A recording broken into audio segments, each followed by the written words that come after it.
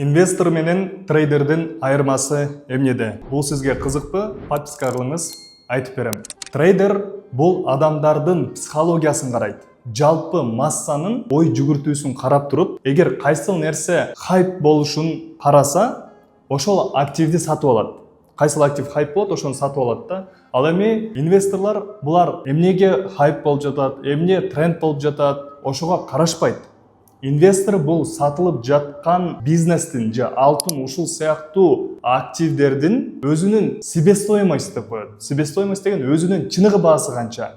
Ошону карайт. Булар бир активди, мисалы үчүн телефонду сатып аткан болсо, телефон өзү канчага жасалды? Телефон өзү 5000 сомго сатылып жатса, бул 2,5 сомго сатылып жатса, бирөөгө аябай телефонду сатыш керек болуп калды, акча срочно керек болуп калды.